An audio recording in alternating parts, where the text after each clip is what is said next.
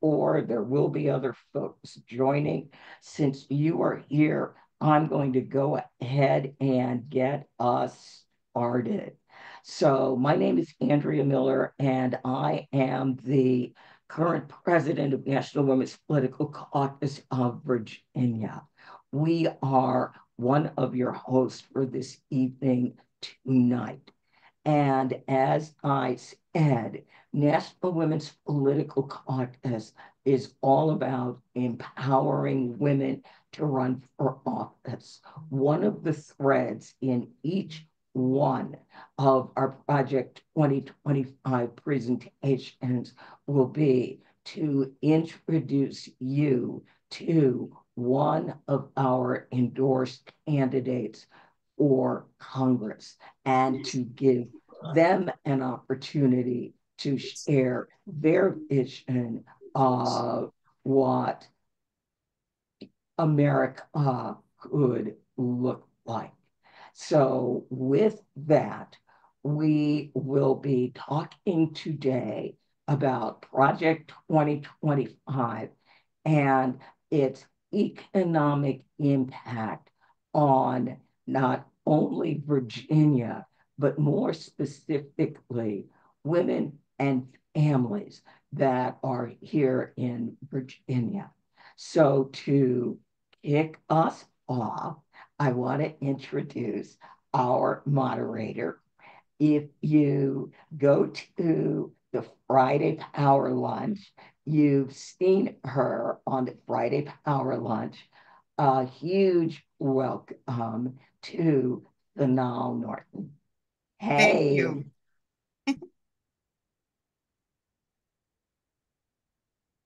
Oh, I see that I'm spotlighted. Hello, I am very excited to be here. Andrea, are you going to keep on going or do you want me to get started? you can get started. Wonderful. I am so excited to be here, not necessarily for the topic, but because we have such experts to be able to talk about this topic. It's such an important topic. And when you think about it, sometimes it sort of feels unreal. But I think the best way to think about Project 2025 is to sort of put it in context in terms of how it affects us every day. So I am going to start with one of our fantastic guests today to talk a little bit about it. It is no other than Tram Nguyen, who is a award-winning activist and community leader. She is the co-director, executive director of the New Virginia Majority. And so we're going to have a little chat about Project 2025. And I really just like to start with, as you started to sort of dig into this, what were your very first thoughts about this as you started to dig in? Oh my gosh. Very first thought was just, we can't let this happen, right? All of our families, no matter where we come from, all of our communities are at risk. And it's not just hyperbole, it's not just, abstract. They put very clearly on paper what they intend to do. I say every election cycle that I live in a state of perpetual anxiety, and that is no less true this time. Only actually more because of what's at stake right now, given the election and what they've laid out as their blueprint. Yeah, what I find so interesting about this is as we start to go through this, we actually can go to page numbers that actually will say exactly what they intend to do. And that's what I find so remarkable about all of this. But when you think about Virginia's economy, and especially the implications for women, how do you think about the impacts? Well, at a high level, I think, for example, shifting the taxes from wealthy folks, right, from wealthy individuals and wealthy families to the middle class, by moving just to two income brackets, that is going to have actual direct and significant impact for people earning up to $168,000 a year. That's a 15% rate, but everybody earning above that is at 30%. So what that means is middle class families are paying a higher share. And for Virginia, a typical family of four in Virginia would see a tax increase of $2,743 per year. Meanwhile, if you look at households in America that are making, reporting $10 million or more in annual income, they're getting an annual tax cut of $1.5 million. You have earners who make over 10 million that are getting a $1.5 million cut. Meanwhile, in Virginia, you have a family of four, right? A typical family of four, middle class. Their taxes are increasing by almost $3,000 a year, which is, if you look at it proportionality, it's going to be a significant impact on our families here. I think the other thing that would probably rattle Virginia's economy more than anything else in Project 2025 is the proposal to eliminate federal jobs. And I know that that's going to have a greater impact in Northern Virginia, and I'm sure Senator Favola is going to talk a little bit more about that. But it will put thousands of Virginians out of work. And I mean, we have roughly, I think, 140,000 civilian federal employees here in the state, in the Commonwealth of Virginia. That's almost 4% of Virginia's workforce. So imagine 4% of Virginia's workforce being out of jobs, and then the ripple effect of that on our state's economy. It's going to be devastating. So when you think about this, and I hear this, and I can imagine talking to folks and saying, "Hey, this is what this means," and I'm thinking that their heads will probably spin in terms of really understanding and trying to conceptualize it. How do you think about it? How would you tell all of these folks on the phone when you're having a conversation about it? How do you make it really simple so that it makes sense to what we're trying to tell people in terms of the importance of this? Sure. I mean, you think about, we're all workers, right? We all have jobs. We all, are trying to earn a living and support our families and our loved ones. So if you want to think about it in a tangible way, and we think about our wages and our benefits and how Project 2025 may impact us directly, our pocketbooks, right? It's terrible for workers of all stripes, right? I mean, it will strip workers of a lot of pay and protections. For example, fewer workers would be eligible for overtime pay. And that is significant for folks. Like right now, under the Biden-Harris administration, they've actually increased overtime pay for folks, right? That is what is on the table. And so people are getting time and a half of pay. That's not going to happen under Project 2025. So you can imagine the impact that would be on our individual pocketbooks and how we're able to support families. I mean, in a tangible way, we think about how, in terms of worker protections, it weakens child labor protections. That's something that here in Virginia, we've been working with Delegate Alfonso Lopez on in the General Assembly for a number of years around how do we protect, a lot of our child workforce, our younger workforce that are finding themselves working in hazardous conditions in plants and sawmills and in agriculture, right? And like Project 2025 would just gut across the board worker protections, benefits, et cetera. And when people think about that in that way and their jobs and, the jobs of their loved ones, I think that is a good way to illustrate it. It's like, how does it actually hit our pocketbook?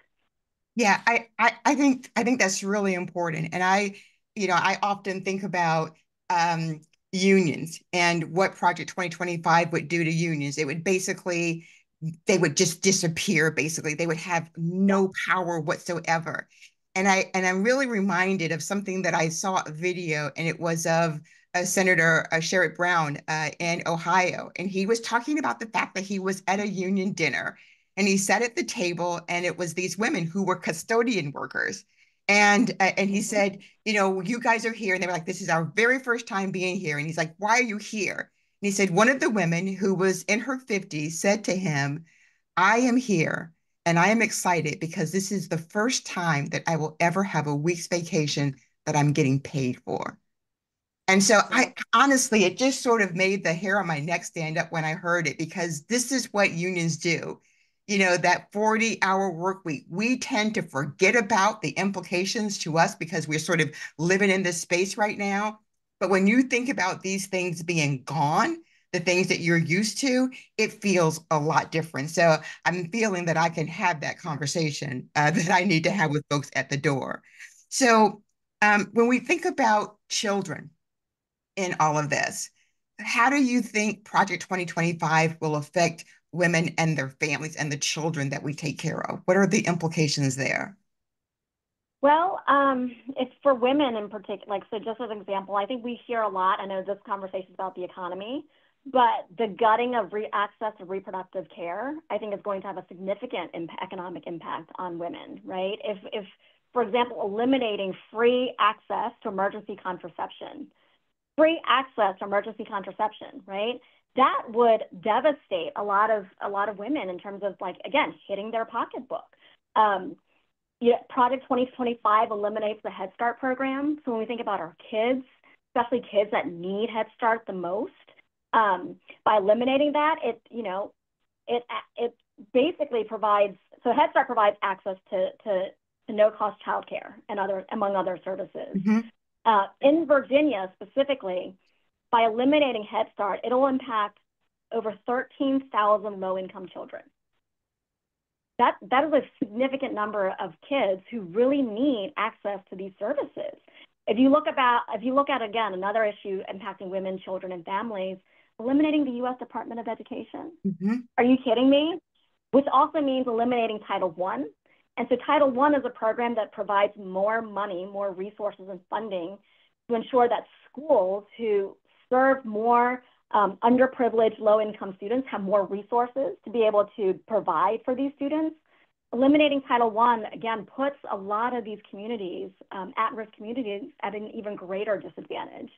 And so the economic impact of that, of education, and the ripple impact on our economy would just be astronomical. Like, this is going to be a big hit for all of our families. Yeah, and just imagine SNAP benefits, all of these other kinds of things that help support women and families economically. That would be really horrendous. It would put a tremendous drain on women in terms of the way that they raise their families.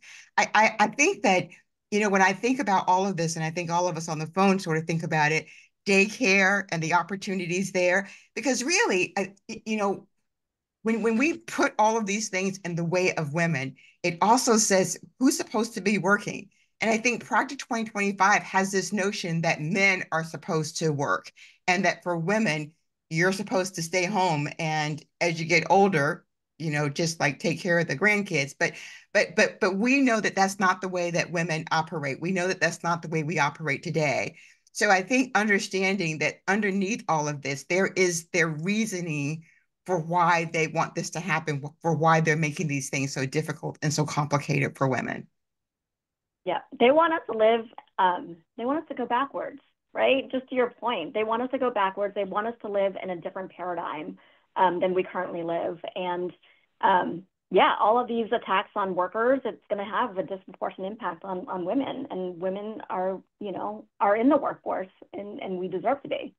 Yeah. So I think, it's interesting because it's all around us in terms of childcare, in terms of how do we think about childcare. It is really, really expensive, and it is one of the barriers that keep a lot of women out of the workforce. And having those opportunities gone, that would be detrimental to so many women in terms of how they work. So when you think about this, there are definitely people who win through this, which are not women. We would tend to be the losers in this situation. So as we sort of walk through this, what are the takeaways? What is it? What are the 2, 3 things that we should walk away from this conversation really understanding in terms of what we should do and the economic impacts that we ought to be thinking about? When we think about winners and losers, I think it's very clear that the wealthy and corporations are the winners in this scenario in which Project 2025 is being implemented, while middle class and working class families are the ones that we're losers. We're going to be the ones that suffer the most. Just as another quick example, okay, so a lot of folks on this call will probably remember our fight for Medicaid expansion. That took over 6 years to finally win Medicaid expansion in Virginia, right?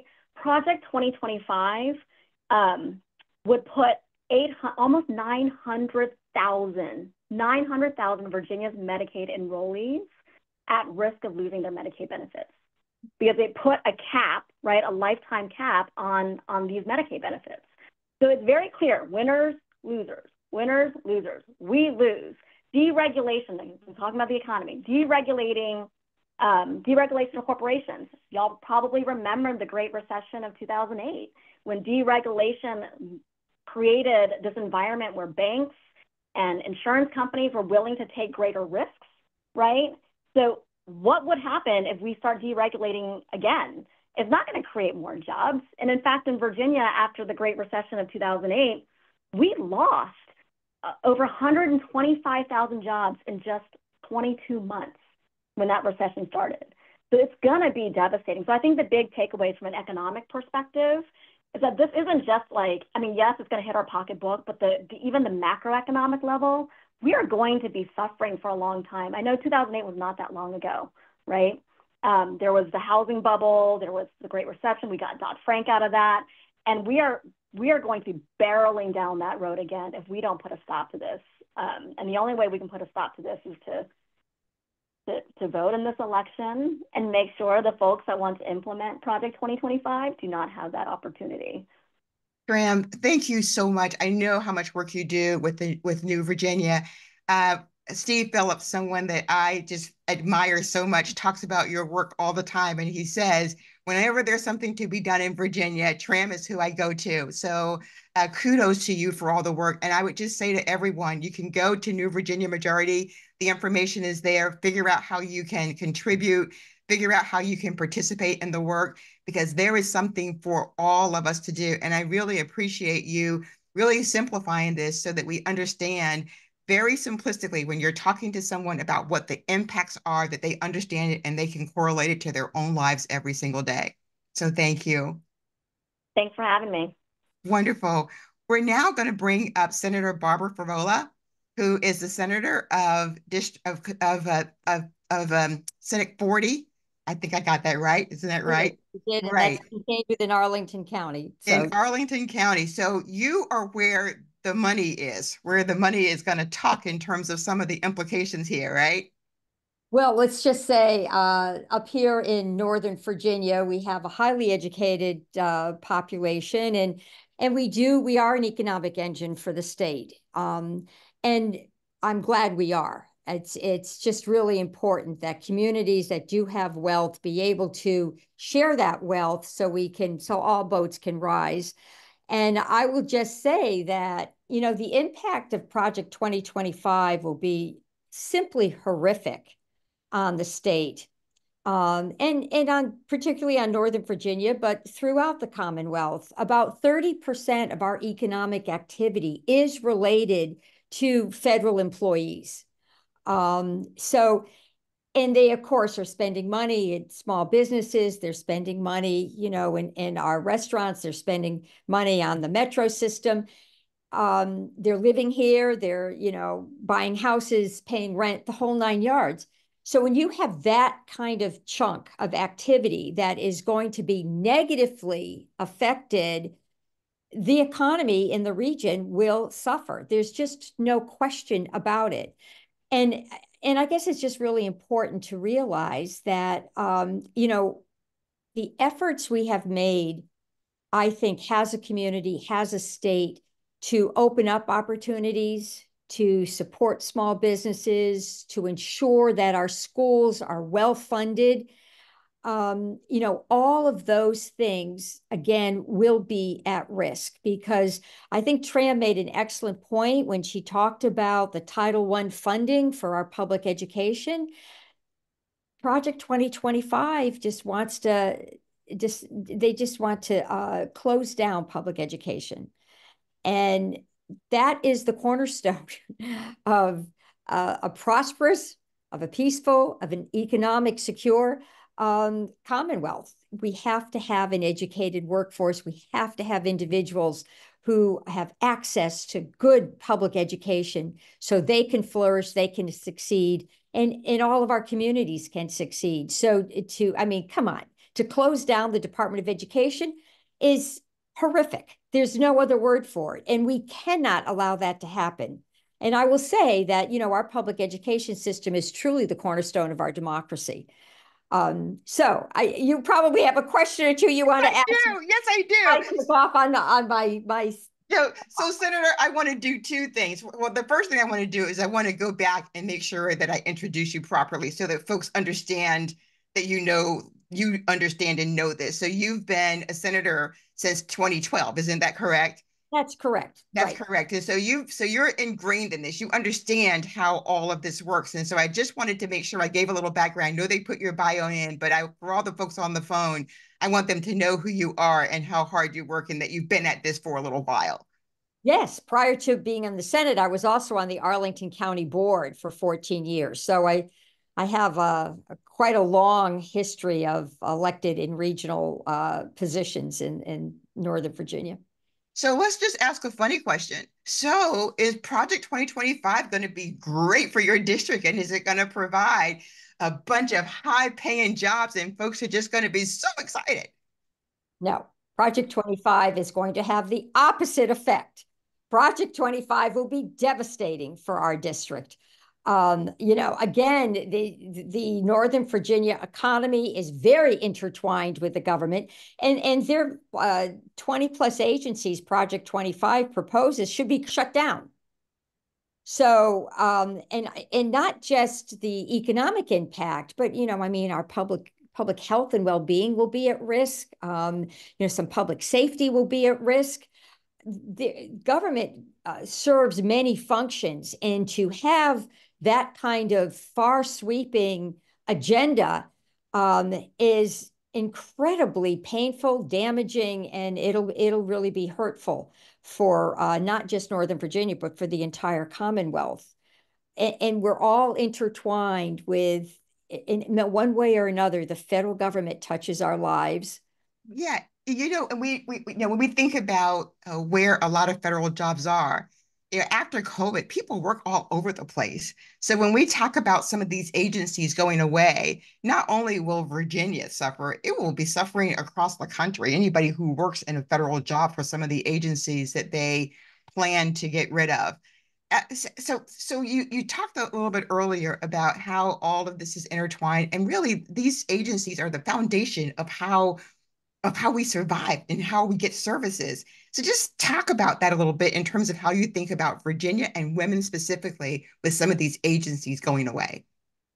Well, for the most part, Project 2025 is sort of focusing on, sort of the health, the human services, and the education pieces of our government. And with no child care credits going away completely, with what Project 2025 calls a biblical, quote, a biblical definition of the family that they want to honor. A lot of the small business loans that were traditionally earmarked for women-owned businesses, they're going to go away. The Small Business Administration was granting loans and grants, and in Project 2025, they come right out and say the Small Business Administration will not be granting loans. So, about half of our our local businesses are small businesses, and half of those local businesses are owned by women.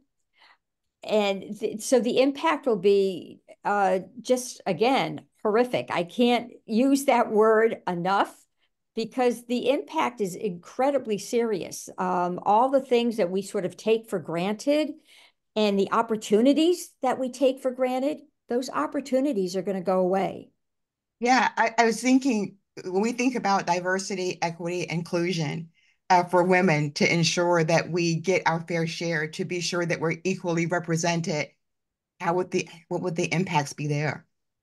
Well, I think the whole thing on equity, inclusion, and diversity, all the progress we've made would be eroded. Without public education, without childcare subsidies, without opportunities for small businesses, especially those owned by women, to be given some kind of recognition or specialized treatment, opportunities are simply not going to be there. The vision for 2025 is to keep women home, keep them having babies, and to not educate those babies. And this is a very drastic vision. It would take us so far back that it would almost be impossible to recover. It's shocking. It's just really. I know, when I think about this, and I see everybody, going along with their daily things and they're sort of happy. And I keep thinking, okay, do you know what's happening? Do you know what's happening in the, on the sidelines? Do you know what they're planning? Do you know what the Heritage Foundation? And that's why calls like this are so important, so that we can just sort of sit back for a moment. I don't want you to panic. I want you to take it all in, that it's really real, and that it's really this thing that is happening. And to your point about where they want women to be. And you know what's really interesting? JD Vance says it out loud. Yes, he certainly does, doesn't he? He says it out loud. And I think we should take his words to heart. I mean, this is not just campaign rhetoric. If you look at 2025, it mirrors the statements that JD Vance has been making. And those statements, I think, are pretty descriptive and very telling. They paint a world where women are not equal, where women do not have constitutional rights, certainly don't have the rights to control their bodies. They even have a provision in there where manufacturers who send out the pill that allows for abortion, so medication abortion pills, they would criminalize those manufacturers who actually send out that pill. So that is very, very drastic. And their positions on reproductive rights, again, IVF would be at risk, contraception would be at risk. We never imagined that somebody would come up with something this drastic, this so far out of the mainstream, and have a major political party running on this agenda. Yeah, and I do think that that's why people sort of everyone hasn't taken it seriously, because it seems so far-fetched. So it's like, yeah, that's not really going to happen. I don't think that's going to happen. And so when you are talking to folks who sort of like, it sort of bounces on and it bounces right off, how do you think about having conversations to sort of bring them into the reality that I don't want you to be frightened. I don't want you to get to the point where you're paralyzed, but I want you to hear me. How do you do that? Well, when I'm talking to people, I talk about the very positive vision that Kamala Harris has, the fact that she's got proposals that would actually support families, and she has proposals that enable individuals to pursue their dreams, enable individuals to make a life, to build a life, and a life that they choose. And I think that's what this is about. I mean, do you want somebody who's going to empower you and give you the freedom to be who you need to be, to build the life you need to build, and to support your family? Or do you want to be stuck in a world that I would say takes women, families, and men to a large degree as well, back hundreds and hundreds of years, where the government is deciding for you what kind of family structure you should be living in, what the role of women should be, how women should conduct themselves. I mean, the laws that we have on the books that are just now getting to protecting survivors of domestic violence, and the progress we've made on so many fronts, dealing with very important, sensitive domestic issues. All of that is going to go by the wayside. So there are stark differences here, very stark. And people need to understand that. And, men understand they don't want their daughters growing up in a world like this. This is not the world of the future that Trump and Vance are talking about. Yeah, it really isn't. And so when you sort of think about what they're asking us to do, what they're saying, you can look at places where it's happened, right? If you were a person who shopped at Hobby Lobby when they didn't provide birth control for women, they won that court case and they don't have to do that. And so there are places that we can look at and say, here's some examples where some of these things are happening, and we are working really, really hard so that it doesn't happen here. What are your thoughts about that? Well, that's why we have elections. This is an opportunity for individuals to make their voice and use their power. And the only way you can ensure that you get a future that you want and that empowers you and that empowers your family is by going to the voting booth.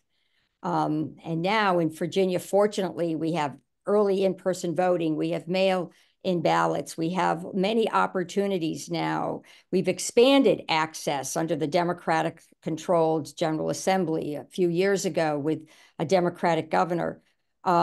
So voting is incredibly important, and it's something, the stakes could not be higher. And I know that politicians say this rather often when each election comes around. But if you look at the dichotomy now, you'd have to agree that the stakes just certainly could not be higher with this election. And I believe that you owe it to yourself and your family and your neighborhood to vote for a positive future and to vote for a future that, again, empowers individuals to live the lives they want to live and to support the families and support their families in the manner in which they want to support them. You've got to vote. It's just, and I don't know of any other way of saying it. And it's incumbent upon each one of us to have these tough conversations and to talk to our friends and neighbors, to talk to folks who may not share our exact value structure, who may be leaning towards the Republican agenda. They don't really know what that agenda is. They really don't know what Trump is proposing to do.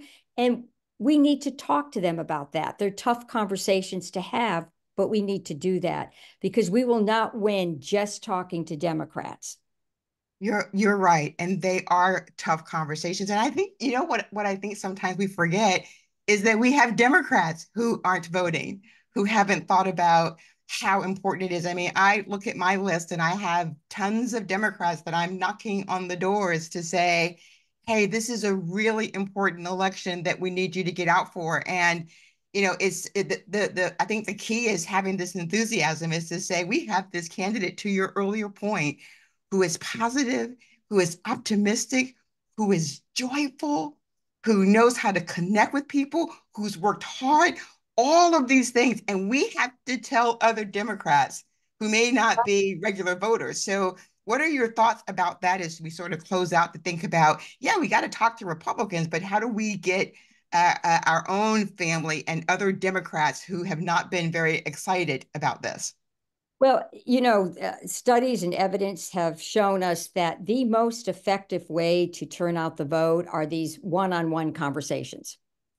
People trust the messenger. So if you talking to your colleagues at work, talking to your book club, talking to your various affinity groups, talking to your church clubs, and telling people why you're enthusiastically supporting the Harris-Walz ticket. That it always works when people see somebody they trust and respect enthusiastic, and they're going to pause. They're going to say, "Gee, I've known you for a while, and we've been friends, or we've worked on the bake club together. And why are you so excited? Why are you supporting Harris-Walz?" And when you talk to them, I think it makes a huge difference.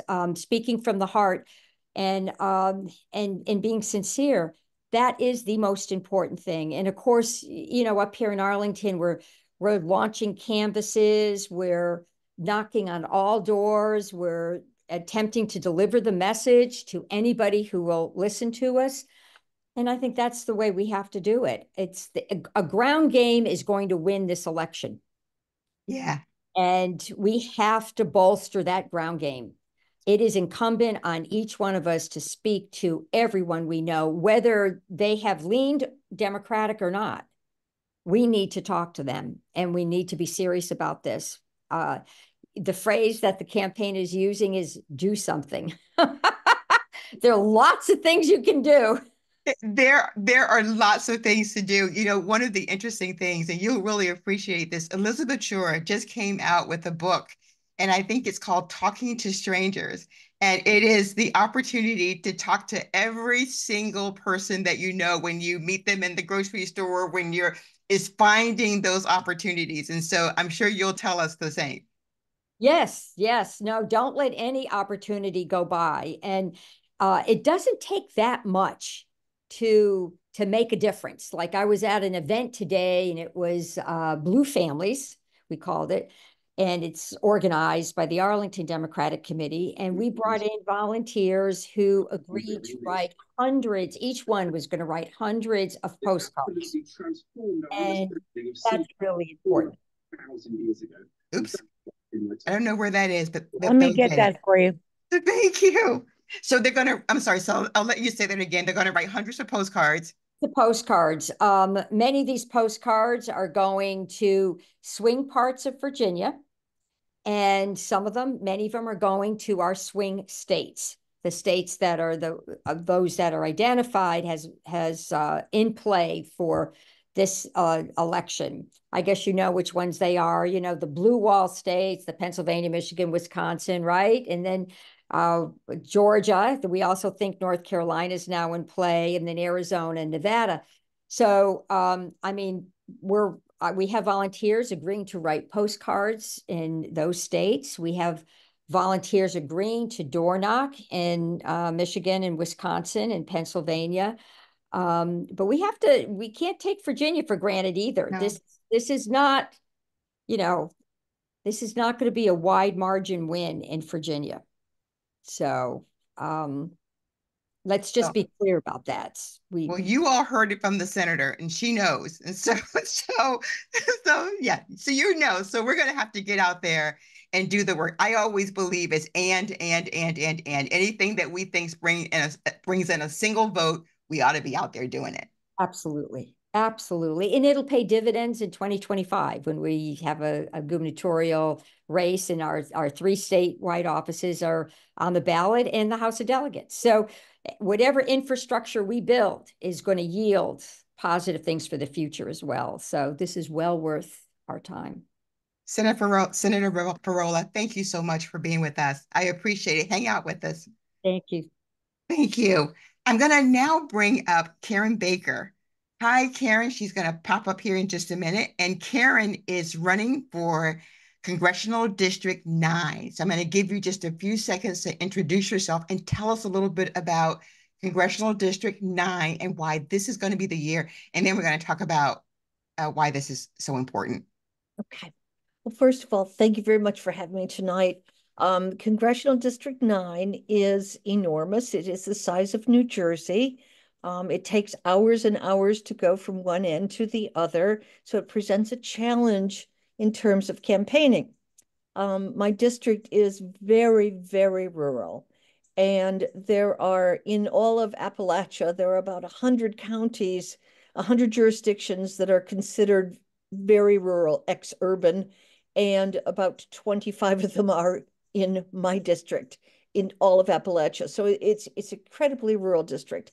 It's also a district that is depressed. It has a lack of jobs. Young people are leaving. About 50% of the people in the district are on Medicaid.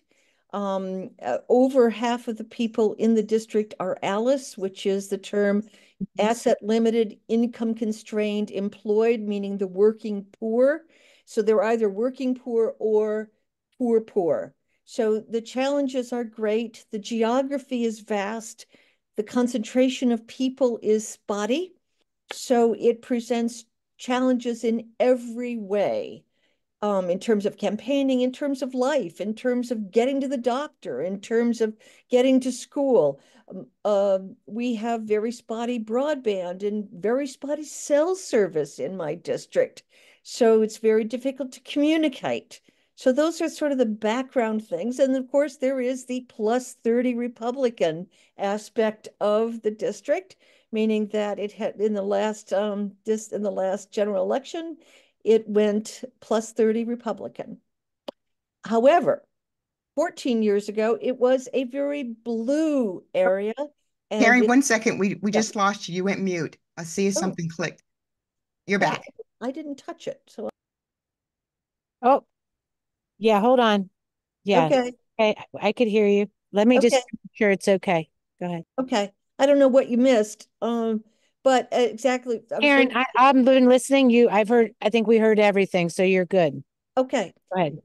14 years ago, it was a blue district. Its congressional representative was Rick Boucher. He was beloved. He lost in the midterms of 2010 to Republican Morgan Griffith, who was supported by the Koch brothers to the tune of millions of dollars of dark money, and it has been Republican ever since. So that's the background of the district. So here's what I think is so interesting. I'm from a rural area too, so I know exactly what you're talking about with Alice, with broadband, with all of these things. Mhm. And so as you think about it, how are you thinking about it being different this time? What are you thinking about in terms of understanding the implications of Project 2025 and how the conversations are now? Well, actually, the conversations I have with people are about how we have been forgotten, disrespected. Um, our representative does nothing for us. His attitude is, it's not my job to bring you jobs. It's not my job to do anything about your schools. It's not my job, dot, dot, dot.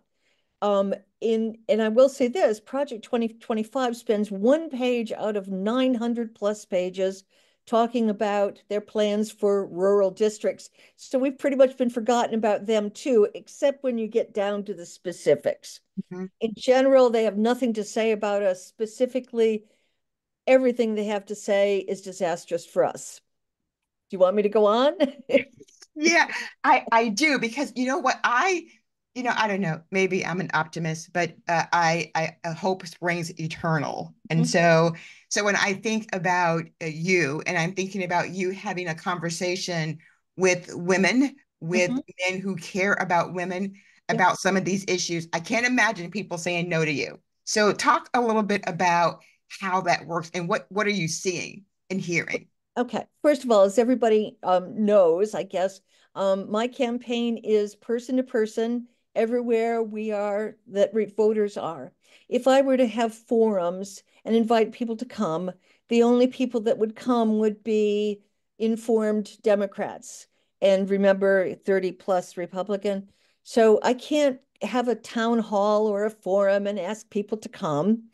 I can't, I debated my opponent one time on radio at a low wattage station, and he will not debate again. TV stations have offered to have live debates. He refuses. He said, absolutely no more debates. So, how do I get the word out? I go to fairs. I go to um, civic groups. I go to the dump and talk to people at the dump. I talk to anybody that will talk to me. Yesterday, for example, I was in Grundy at the Oh, Spirit Fest. And that's what I do every day uh, of the week. Okay. And uh, I go up to people and I say, hi, I'm running for Congress. What do you think of Morgan Griffith? And then when they tell me, well, usually they go, I don't know. I don't know him. I don't know what he's done. And then I say, does that not tell you what you think of him? And they go, yeah. And I say, he's been there 14 years. And generally people say, time for him to go before we ever get to any policies. So there is that. But when we get to it, I ask people, what is your concern? And the things I hear is, we don't have jobs. We don't have jobs. We need jobs. We need economic development. We don't have health care. We need health care.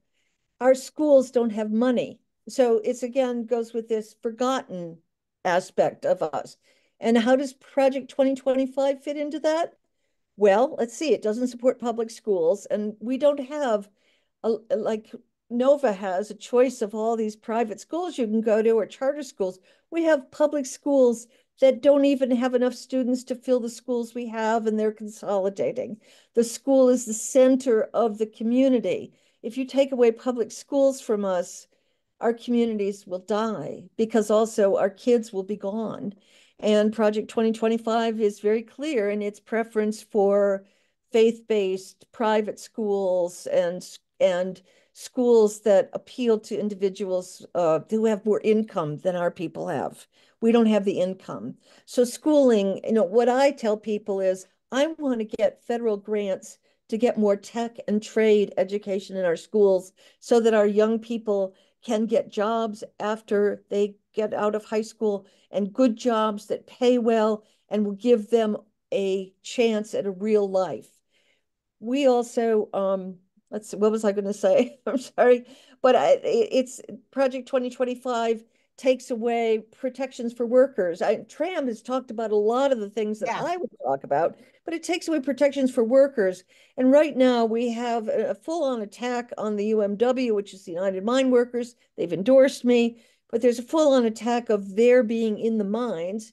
And the result is with non-union operators, they were getting 35-year-olds who have black lung because without the union protections, people are not being removed from underground work when they should be, and they stay and stay because they need that money, and then they have black lung.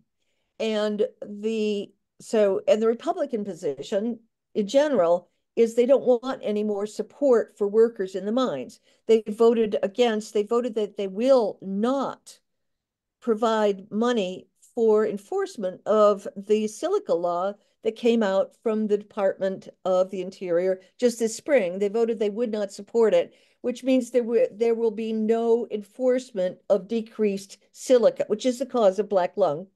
There will be no enforcement if they have their way. And that, of course, Project 2025 just carries on for that, because a lot of what the Republican House is doing is pretty consistent with what Project 2025 is going to do.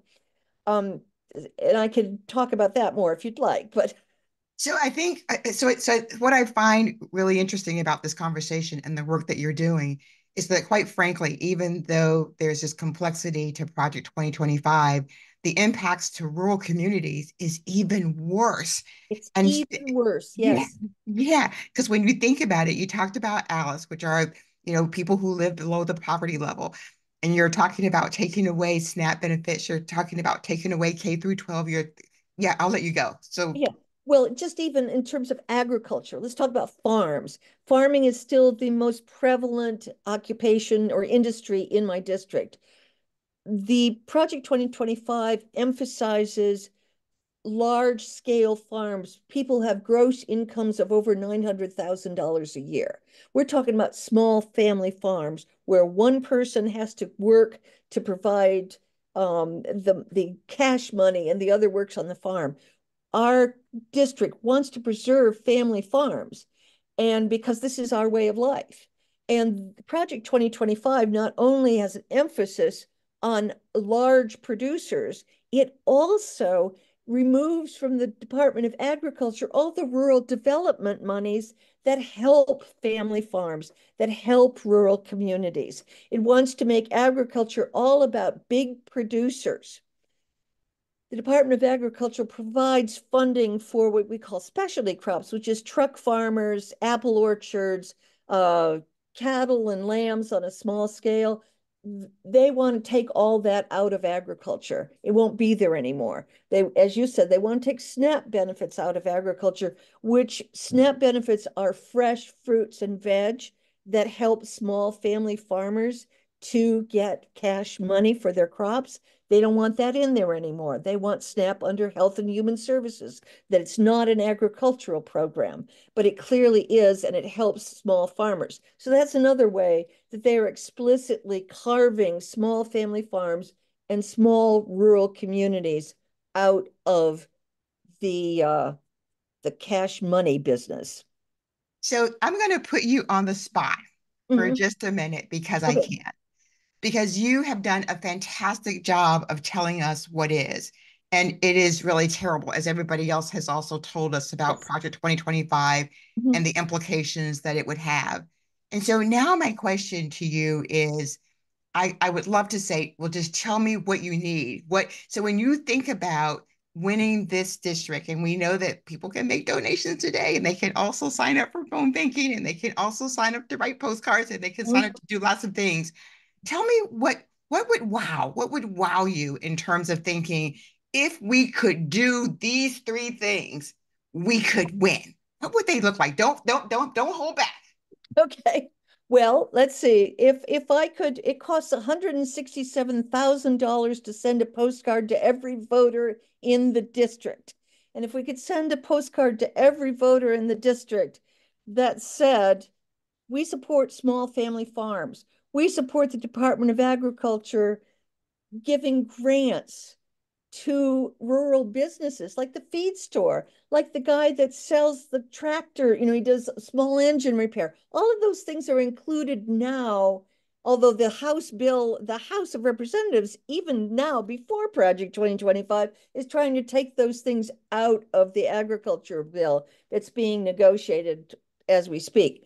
So obviously sending a postcard to everybody in the district would be our dream.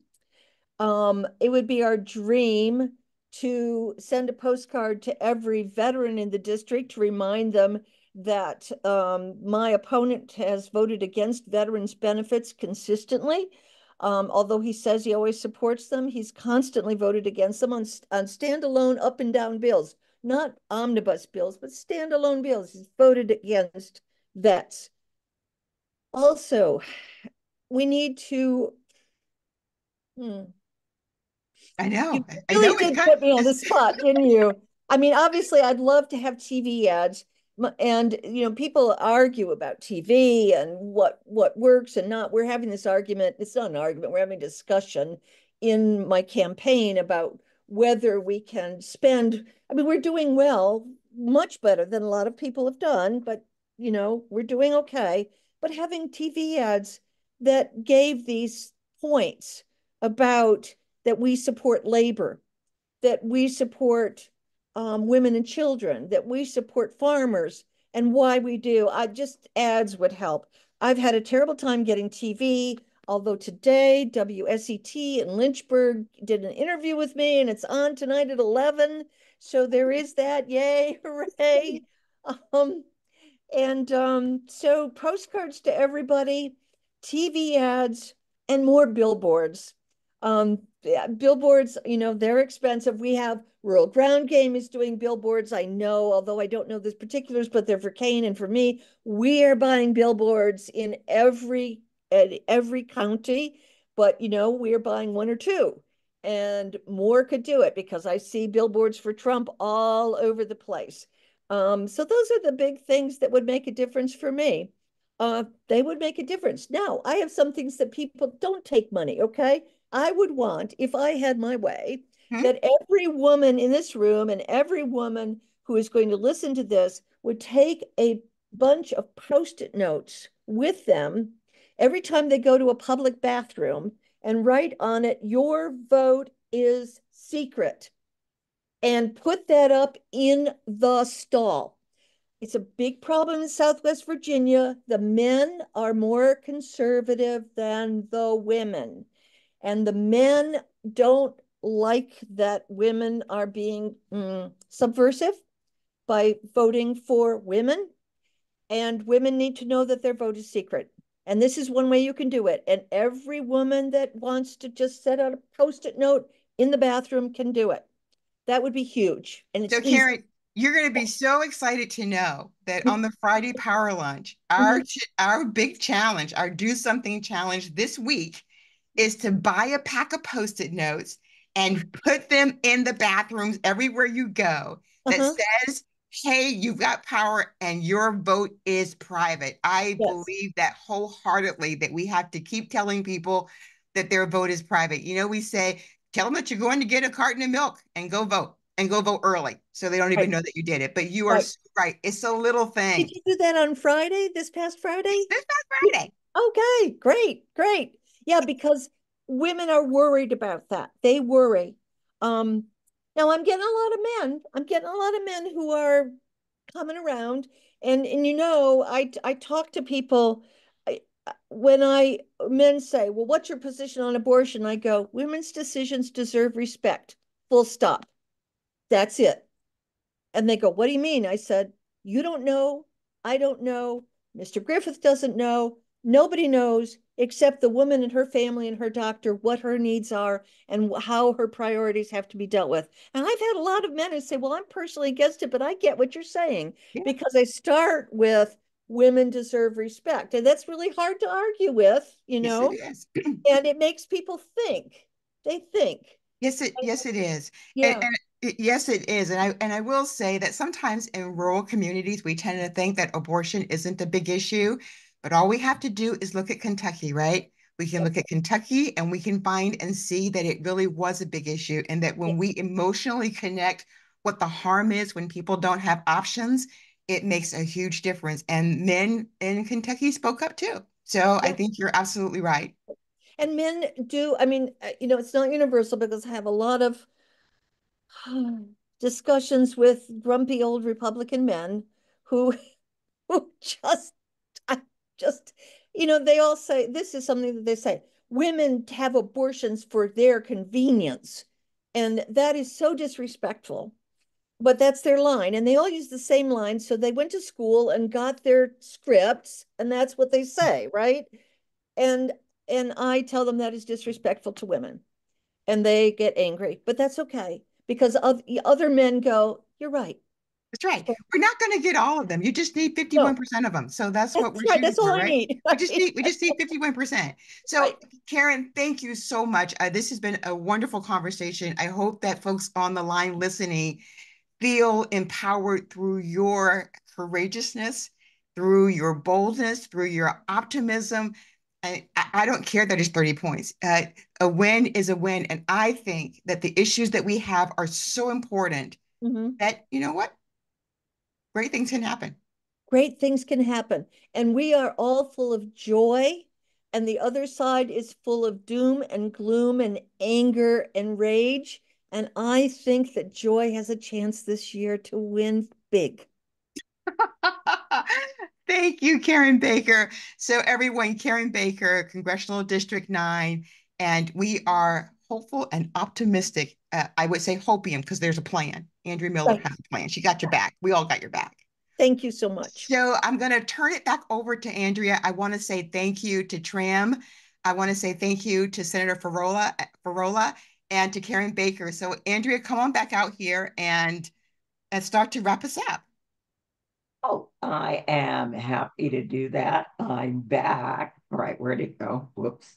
Here I am. I'm back. All right, now, when we endorse women at National Women's Political Caucus in Virginia, we work very, very hard to get those women elected. So, right now, on Thursdays, we are running phone banks from 6 p.m. to 8 p.m.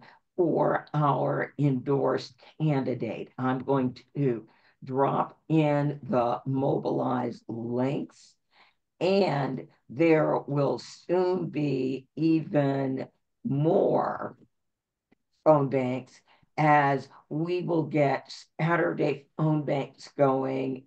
And we would love to get other groups, NWPC, National NWPC, they're here, and other groups to make calls for our endorsed candidates.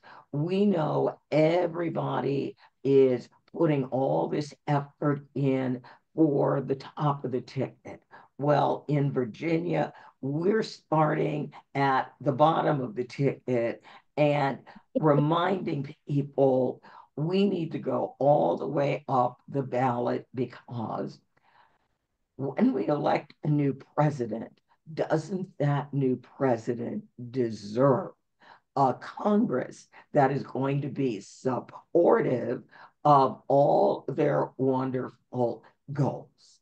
So that's why we are working really, really hard for our candidates. There are postcards. So Robin Warner at Postcards for Virginia, they have addresses for our endorsed candidates. And we've endorsed 5 women candidates for Congress.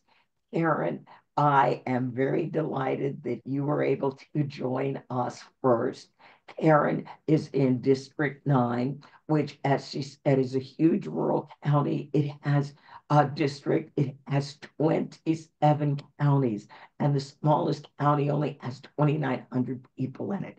So it is a very big place.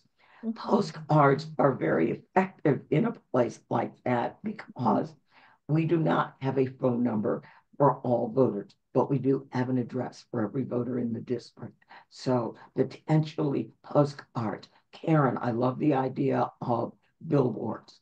And we also have mobile numbers through our data vendor. We have more mobile numbers than any other data provider. So we will be texting. Early voting in Virginia starts on Friday, September 20th. Yes, if you don't live in Virginia, you heard the month correctly. We begin voting in September because we have 45 days of early voting. So I am going to drop in a link, vavoter.net/EV list. This will give you a list of every early voting location in Virginia by county, their name, their address, their phone number. And since they are not all open starting on September 20th, every county has one location that's open. Other counties, like Prince William, some of our Northern Virginia counties, Richmond, have multiple early voting locations. Every early voting location is listed with the dates and times when they are open. So we will be doing phone banking. We will be doing texting. Now, Karen, as you know, your district, there are some areas that may be canvassable.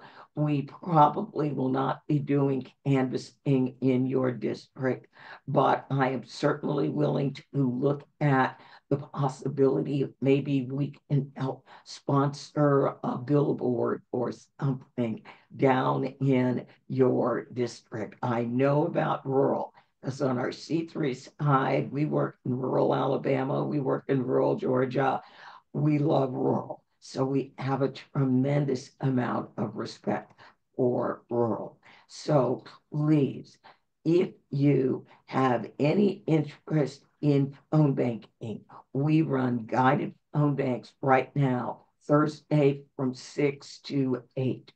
No one is ever going to get your phone number with our system.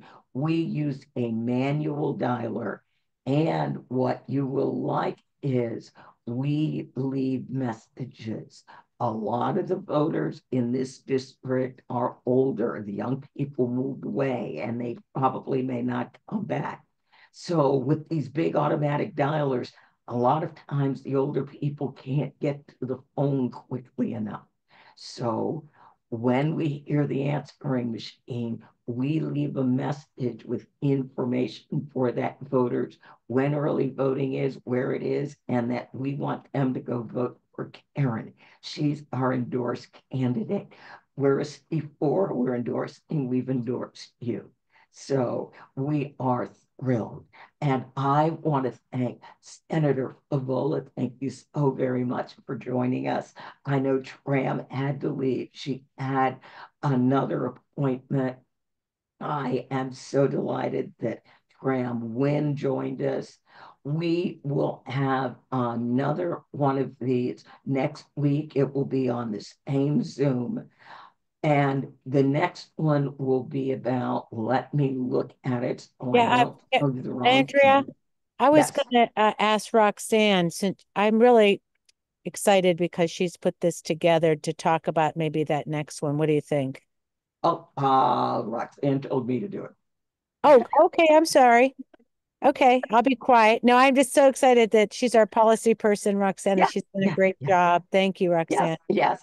And Roxanne, I would love it if you wanted to talk about it. You put this whole thing together, and I am thrilled.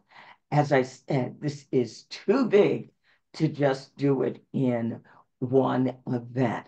Celine, you raised your hand.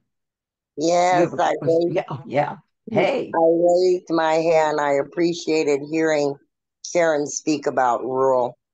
I got on this call. I didn't realize it was partisan, but I'm partisan as well, clearly with my positions. Uh, when you talk about rural, they think of rural as white America. And our issues in Black rural and what is important to us certainly the things that she was talking about. But when you talk about agriculture, for example, that doesn't exist in our rural. Our biggest export is our children. They get out of Brunswick County as soon as they're old enough to get out of Brunswick County. So my thing with Project 2025, and I was looking at some of the bullets, that different organizations was talking about, and with Rural Ground Game, for example, um, they gave me things to hand out, and then when I read it, I thought these aren't the issues in Brunswick, African American rural, that would be a highlight of how Project 2025 is going to affect this community. So I am out in the community. We're majority African American, we're Democrats. We got to make sure that the Democrats are excited to come out. I live in my congressional district is the fourth, as you know, the home of Jennifer McClellan. So we're in the churches, and I've been asked to speak at a couple places about Project 2025. So I'm interested in trying to put something together uh, Work that with me and fits us. Roxanne. Work with me and Roxanne. We will be happy to help you get something together. Perfect. Okay, thank you. Thank you. Yeah, Thank you. if I could jump in for just a second, I am on the Eastern Shore, and it's also one of the we have a high population of African Americans too. And whenever we talked about rural, that was one of the things that I always said is that we forget that rural counties, rural places have Black people too. We're here too. And so when I think about Project 2025, there are some things that, there are very specific things that affect the Black community, depending on where you are. And when you think about civil servants, the large population of civil servants are people of color. When you think about diversity, equity, and inclusion, a big impact on people of color. When you think about some of the educational things in terms of K through 12, huge implication for minority workers. Same thing for education. So there are some things that are very specific, but there are things that just cut across for people of color that just because it's already a struggle, because it's already a difference. So I think we can certainly be more deliberate about how we talk about it, because you do have to think about Project 2025 in ways that say it's not just Project 2025, but here's what it looks like in Tennessee. Here's what it looks like in Missouri. Here's what it looks like in Florida when we think about history being erased. So we have to think about it in those ways so that folks can see that it is real and that it is already happening. And I just make a recommendation for Andra Watkins, how Project 2025 will ruin your life. And she does something every single day that talks about the implications for Project 2025 for everyone. And it's much of what was said here tonight, thinking about the economics, thinking about education, thinking about diversity, thinking about what it means for jobs. So Senator Favola was really excellent in talking about that, as was Tram. And then Karen, of course, in terms of rural, in terms of the devastation that it would create for rural communities. And thank you so very much, Fanel, who is always the moderator with the mostest. So, as I said, we will be back here next week, same time, same station, talking about Project 2025, women's reproductive and maternal health. Our guest will be candidate Gloria Witt from Congressional District 5, Representative Ghazala Hashmi, um, and we will have someone from Whole Woman's Health and also Virginia Interfaith Center for Public Policy.